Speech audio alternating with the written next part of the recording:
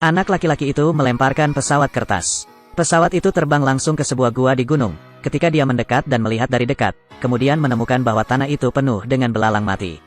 Dia tiba-tiba mendongak. Sayangnya, di dalam gua itu terdapat jutaan belalang, dan mereka menatapnya.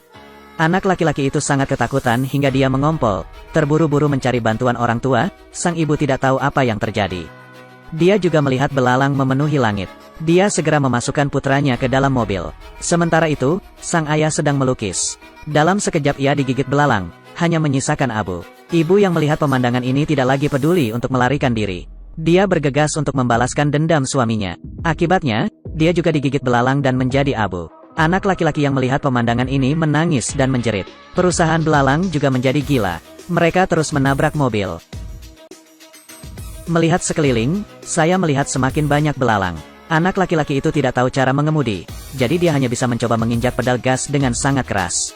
Namun karena kaca depan mobil ditumbuhi belalang, anak laki-laki itu menabrak pohon dan kehilangan kesadaran.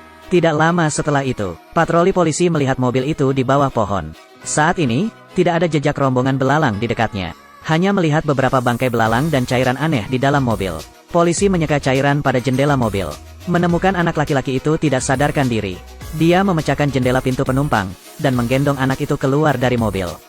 Begitu dia memasukkan anak itu ke dalam mobil, di kejauhan, ribuan belalang terbang. Melihat miliaran kawanan belalang terbang mendekat, polisi segera bersembunyi di dalam mobil. Kemudian, akselerasi dengan cepat dan keluar dari sana. Untungnya, kecepatan terbang belalang tidak bisa mengimbangi.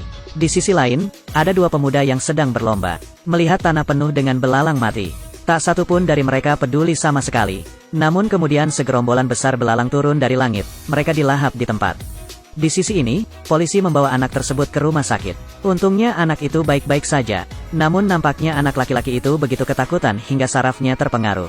Hadapi pertanyaan semua orang, dia hanya bisa tergagap. Polisi segera mengerahkan satuan tugas khusus. Siap untuk melihat apa sebenarnya pasukan belalang. Hasilnya adalah jika Anda tidak melihatnya, Anda tidak mengetahuinya. Begitu Anda melihatnya, Anda akan sangat takut hingga Anda akan menari. Mereka mencapai gua tempat anak laki-laki itu melemparkan pesawat kertas. Dan juga ditemukan ribuan belalang beterbangan. Mereka tidak berani membuat keributan untuk memperingatkan mereka.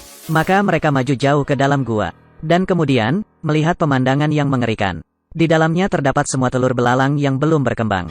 Jika semuanya menetas, ini akan sangat buruk. Mereka mengeluarkan pestisida yang sudah disiapkan. Dan dengan marah menembak belalang muda.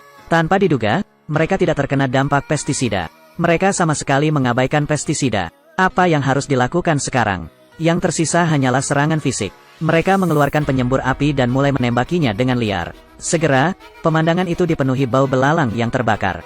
Jika kita ada di sana, diperkirakan pasukan belalang akan menghadapi risiko kepunahan. Tapi jangkauan penyembur apinya terlalu kecil, langsung membuat marah tim belalang yang berada di dalam gua. Prajurit pasukan khusus hanya bisa keluar dari gua.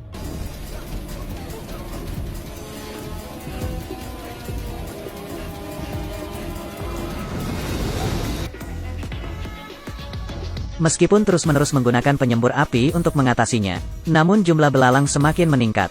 Dengan sangat cepat, semua orang di tempat kejadian dikunyah menjadi abu. Berdasarkan situasi ini, seiring dengan tingkat reproduksi belalang yang mengerikan, diperkirakan tidak akan lama lagi, seluruh negeri akan diserang sepenuhnya. Untuk mencegah terjadinya bencana mengerikan ini, pihak militer memutuskan untuk menggunakan insektisida unik yang telah mereka teliti untuk membunuh belalang. Namun toksisitas yang kuat tersebut juga akan berdampak pada manusia, hewan, dan tumbuhan. Namun tidak ada jalan lain sekarang. Kita hanya bisa dengan berani bergerak maju dan melakukannya. Sementara itu, pasukan belalang telah tiba di kawasan hiburan paling ramai. Semua orang di tempat kejadian dikunyah oleh mereka. Hal ini tidak dapat dilanjutkan lagi. Tentara telah mengatur kawanan sapi tua di padang rumput di tempat yang sepi. Bertujuan untuk mengelabui belalang agar masuk perangkap. Dan benar saja, belalang dengan cepat jatuh ke dalam perangkap. Tentara mengirimkan helikopter militer untuk menyerang. Dan di helikopter, mereka mengganti amunisinya dengan insektisida. Kemudian para prajurit tiba di atas padang rumput. Tekan tombol sekali, insektisida segera disemprotkan dari atas. Namun hasilnya tidak efektif. Sebaliknya belalang menjadi lebih agresif. Mereka menyerang helikopter itu dengan panik. Saat ini, belalang sudah kebal terhadap senjata kimia. Tampaknya insektisida dan gas beracun tidak lagi efektif. Pesawat jatuh ke tanah dengan suara puci. Rombongan belalang terus menyerang kota. Tentara telah mengatur tentara dan tank artileri siap menghadapi situasi berbahaya. Namun cara-cara tersebut juga sama sekali tidak efektif. Semuanya telah menjadi santapan belalang. Jika pestisida dapat menarik perhatian belalang, jadi kita bisa memanfaatkan kepentingan mereka. Gunakan pestisida untuk menarik. Selanjutnya, gunakan bom nuklir untuk menghancurkan perusahaan belalang.